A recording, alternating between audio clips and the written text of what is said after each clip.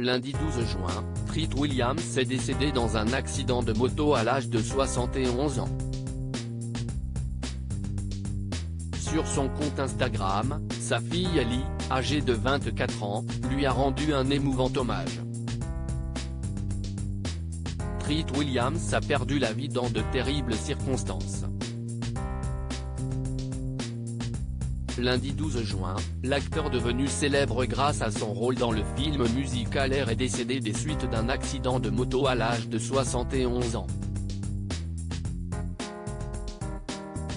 Alors qu'il circulait sur une route du Vermont, l'interprète du Dr Andrew Brown dans la série Everwood a été percuté par une voiture avant d'être évacué dans un état grave à l'hôpital. Sa mort a été annoncée par sa famille au press-site américain Deadline. Treat était plein d'amour pour sa famille, sa vie et son art et il était au sommet de sa forme dans tous ses domaines. À tous ses fans, sachez que Treat appréciait chacun d'entre vous, continuez à le garder dans vos cœurs et vos prières. La fille de Treat Williams absolument bouleversée. Treat Williams laisse derrière lui sa femme Pam Van Zandt, qu'il a épousée en 1988, ainsi que deux enfants, Jill, âgé de 31 ans, et Ellie, âgée de 24 ans. Sur Instagram, la fille de l'acteur lui a rendu un émouvant hommage au lendemain de l'annonce de son décès, rapporte People. C'est une douleur que je n'ai jamais ressentie. Je suis absolument bouleversé. Merci à tous ceux qui ont envoyé des messages et qui ont gardé notre famille dans leur cœur pendant ce terrible chagrin, a-t-elle écrit en légende d'une photo de ses parents.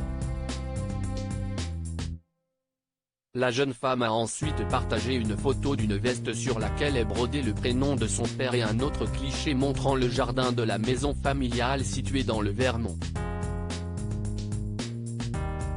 Nous sommes à la maison, papa, a-t-elle écrit.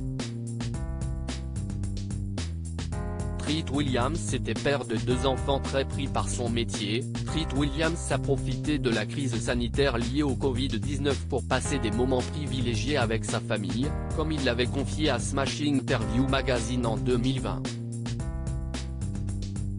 Ma fille est à l'université du Vermont et mon fils vit avec nous.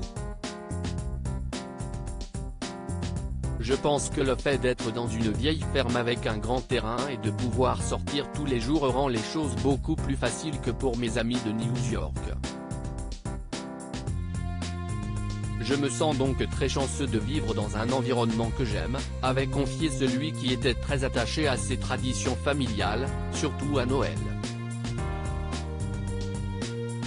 Ma fille choisit le sapin, et mon fils et moi installons les décorations.